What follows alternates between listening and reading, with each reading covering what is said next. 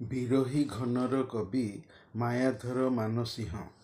ଓଡ଼ିଆ ସାହିତ୍ୟର ଇତିହାସରେ ଡକ୍ଟର ମାୟାଧର ମାନସିଂହ କଳ୍ପନାବିଳାସୀ କବି। କବି ହେବା ସହିତ ସେ ପ୍ରାବନ୍ଧିକ, ନାଟ୍ୟକାର, ସମୀକ୍ଷକ, ଆଲୋଚକ ଅଟନ୍ତି। ପୁରୀ ଜିଲ୍ଲାର ଚିଲିକା ହ୍ରଦ ମଧ୍ୟସ୍ଥ ପାରିକୁଦଗଡ଼ ନନ୍ଦଳା ଗ୍ରାମରେ ଜନ୍ମିଥିଲେ।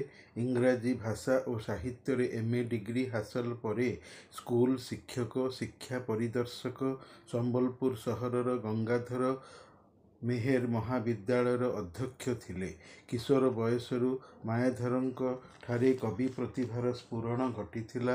କାଳିଦାସ ଏବଂ ସେକ୍ସପିୟର ଏହି ପ୍ରସଙ୍ଗ ଉପରେ ତୁଳନାତ୍ମକ ଅଧ୍ୟୟନ କରି ସେ ଲଣ୍ଡନର ଡରହାମ ବିଶ୍ୱବିଦ୍ୟାଳୟରୁ ଡକ୍ଟରେଟ୍ ଡିଗ୍ରୀ ପାଇଥିଲେ। ହେମଶସ୍ୟ, ହେମପୁଷ୍ପ, ମାଟିବାଣୀ, ଜେମା, କମଳାୟନ, ବାପୁତର୍ପଣ, ଅକ୍ଷତ, କୃଶ, କୋଣାର୍କ ଆଦି କବିତା ଗ୍ରନ୍ଥର ସ୍ରଷ୍ଟା। ଓଡ଼ିଆ ସାହିତ୍ୟର ଇତିହାସ ଉଭୟ ଇଂରାଜୀ ଓ ଓଡ଼ିଆ ଭାଷାରେ ରଚନା। ମାଟିର ମହାକବି ସାରଳା ଦାସ କବି ଓ କବିତା, ସରସ୍ୱତୀ ଫକୀରମୋହନ ନାମରେ ଆଲୋଚନା ଗ୍ରନ୍ଥ, ନିଜ ଦାୟିତ୍ୱ, ଶ୍ରମ କୌଶଳ, ପରଧର୍ମ ନାମରେ ପ୍ରବନ୍ଧ ସହିତ ଶାମୁକା ମୁକ୍ତା ପ୍ରବନ୍ଧଟି ମଧ୍ୟ ପାଠ୍ୟାନ୍ତର୍ଗତ ଥିଲା। ତାଙ୍କ ରଚିତ ମହାନଦୀରେ ଜ୍ୟୋତ୍ସ୍ନାବିହାର, ଧରଣୀବାସ, ଦେବପୂଜା, କୋଣାର୍କ, ବିଭୁ ଓ ପ୍ରକୃତି, ମହାଦାନ ଇତ୍ୟାଦି କବିତାଗୁଡ଼ିକ ବି ସ୍କୁଲ କଲେଜ ସ୍ତରୀୟ ପାଠ୍ୟକ୍ରମରେ ପଠିତ ହୋଇଥିଲା। ବିରହୀ ଘନ କବିତାଟି ମଧ୍ୟ କଲେଜ ସ୍ତରରେ ପାଠ୍ୟ ପ୍ରଚଳିତ ଥିଲା। ଏବେ ମଧ୍ୟ ଯୁକ୍ତ 4 ବର୍ଷର ଓଡ଼ିଆ ସମ୍ମାନ ଶ୍ରେଣୀର ପାଠ୍ୟକ୍ରମରେ ଅନ୍ତର୍ଭୁକ୍ତ ହୋଇଅଛି ନୂତନ କରି।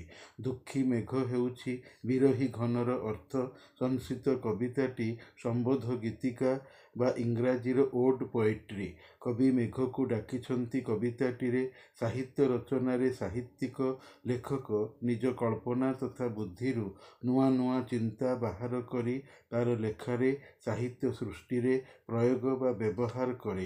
ନହେଲେ କବିର ତାର କବିତାର ବିଶେଷତ୍ୱ ତଥା ଅଭିନବତା, ନୂତନତା ରହିବ ନାହିଁ। ନବ ନବ ଉନ୍ମେଷଶାଳିନୀ ପ୍ରଜ୍ଞାରେ ଭାବଟିଏ ରହିଥାଏ ନୂତନ ହୋଇ, ଯାହାକି କବିତ୍ୱର ସ୍ୱାତନ୍ତ୍ର୍ୟ, କବିର ନିଜସ୍ୱତା। ବିରହୀ ଘନ କବିତାଟି ଏହି ଧରଣର ଅଟେ।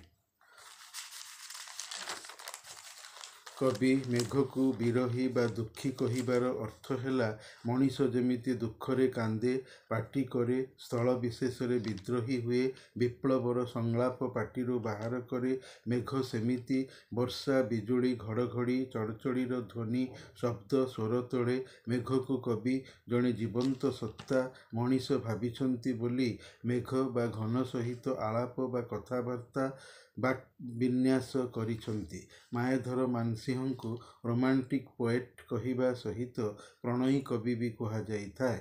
ସଂସ୍କୃତ ବା ଏହି ବିରହୀ ଘନ କବିତାରେ କବି ନିଜର ପ୍ରେମ ଭାବନା ପ୍ରଣୟୀଟିଏ ହୋଇ ପ୍ରକାଶିଛନ୍ତି।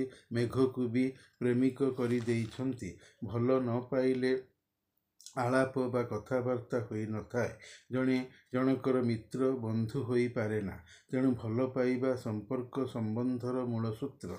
କବି ମେଘକୁ ନିଜର ବୋଲି ଭାବି ଆପଣାର ଆତ୍ମୀୟ ମଣି ବାର୍ତ୍ତାଳାପ କରିଥିବାରେ କବିତାର ବିଷୟବସ୍ତୁ ଜଡ଼ିତ।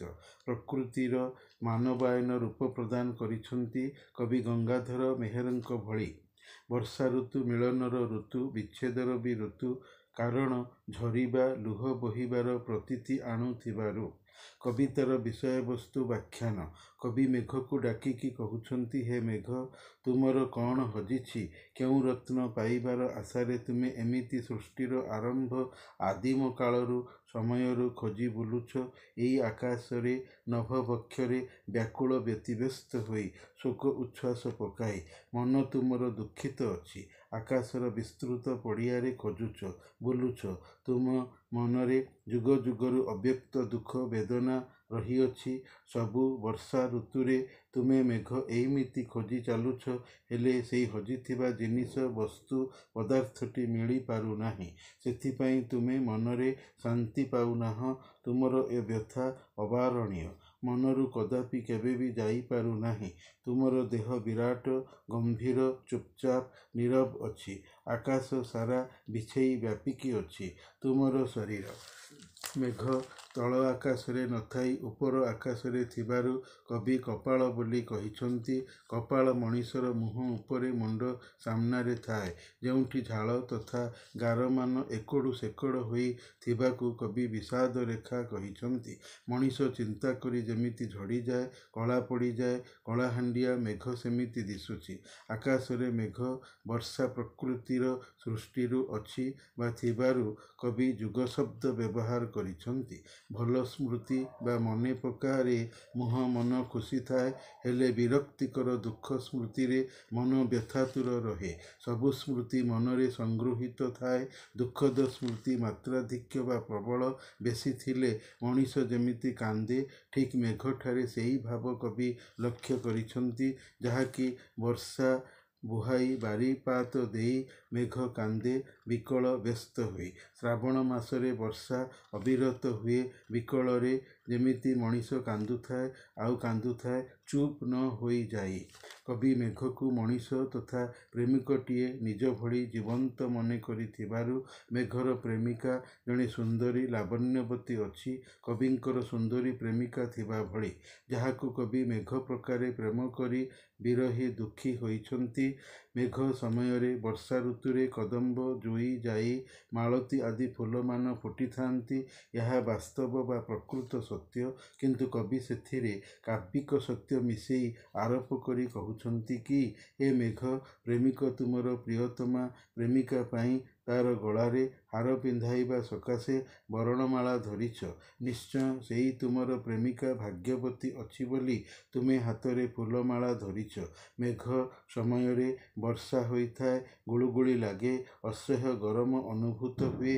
ଏହି ସତ୍ୟତାକୁ ମେଘ ମଣିଷର ଆଖିରୁ ଗରମ ଲୁହ ବୋହି ତାର ପାରିବେଶିକ ଅବସ୍ଥିତି ଦୃଶ୍ୟମାନତାର ଆଖିରେ ବହମାନ ଲୁହ, ସେ ଲାଗି ଗରମ ଉତ୍ତପ୍ତ। ଆକାଶରୁ ନେଇ ପୃଥିବୀ ପର୍ଯ୍ୟନ୍ତେ ମେଘ ଘଡ଼ଘଡ଼ି ଡାକେ, ଯାହାକି ଗମ୍ଭୀର, ପ୍ରବଳ, ପ୍ରଚଣ୍ଡ। ଆକାଶ ସାରା ଚକ୍ଚକ୍ ଚଡ଼ଚଡ଼ି ଆଲୁଅ ଦିଶୁଥାଏ। ମେଘ କବି ମେଘ ମନୁଷ୍ୟ ପ୍ରେମିକର ପ୍ରେମିକାକୁ ହୃଦୟହୀନା, ନିଷ୍ଠୁର କହିଛନ୍ତି। ଯେହେତୁ ସେ ମେଘର ବର୍ଷା କ୍ରନ୍ଦନ, ବିଜୁଳି ଚିତ୍କାରକୁ ଖାତିର କରୁନାହିଁ।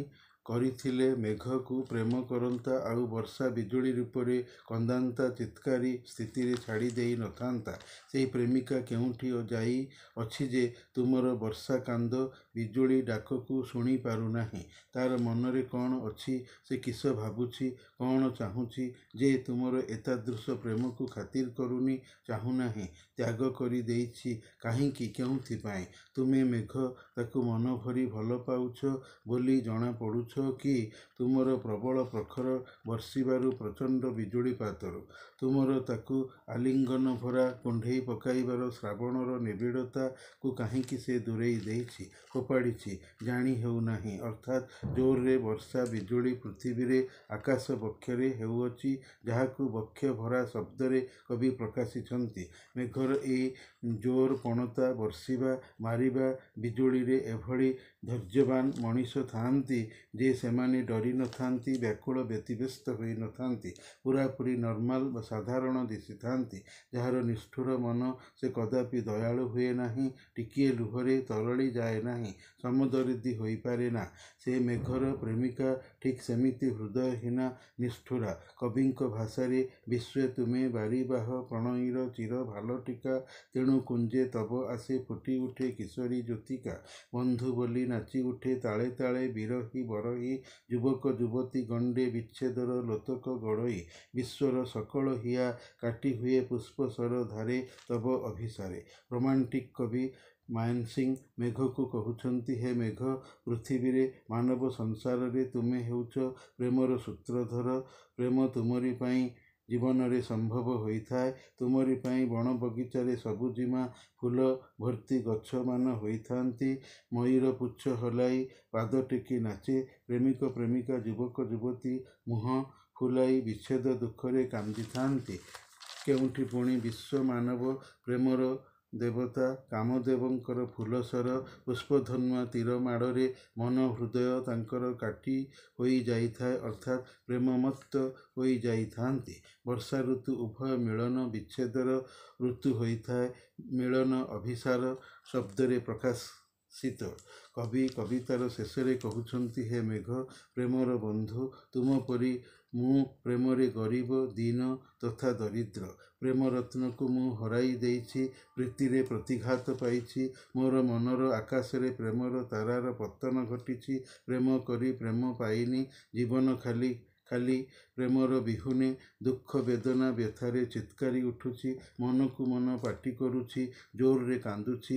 ପ୍ରତି ମୁହୂର୍ତ୍ତରେ ଜୀବନ ବିଷାକ୍ତ ବିଷମୟ, ବେକାର ବୃଥା ଜଣାପଡ଼ୁଛି। ଭଲ ପାଇବା ଯେଉଁଠି ନାହିଁ ସେଠି ଜୀବନ ମୂଲ୍ୟହୀନ ଜଣାପଡ଼ିଥାଏ। ସେମିତି କବି ଉପଲବ୍ଧି କରିଛନ୍ତି। ସମଦୁଃଖୀଠାରେ ହାମଦରଦୀ ଲୋକଠାରେ ଦୁଃଖ କଥା ସହଜରେ କୁହାଯାଏ। ତେଣୁ ହେ ମେଘ, ତୁମେ ମୋର ପାଇଁ ସେହିଭଳି ଜଣେ ହାମଦରଦୀ ବନ୍ଧୁ ନିଜର ଜଣାଯାଉଅଛ। ସେ ଲାଗି ତୁମକୁ ମୁଁ ବନ୍ଧୁ ବୋଲି ଭାବୁଛି, ଯେହେତୁ ତୁମେ ଓ ମୁଁ ବେନିଜନେ ସମଦଶା ସ୍ତରର ସତ୍ତା। କବି ଦୁଃଖ ଓ ମେଘକୁ କବିତାରେ ଏକ କରି ଦେଇଛନ୍ତି। ଜୀବନ୍ତ ମାନବୀୟ ସତ୍ତା ସ୍ଥିତି ରୂପେ ମେଘକୁ ମଣି କବିଙ୍କର ଏ ଚିନ୍ତା ଅବଶ୍ୟ ନୂତନ।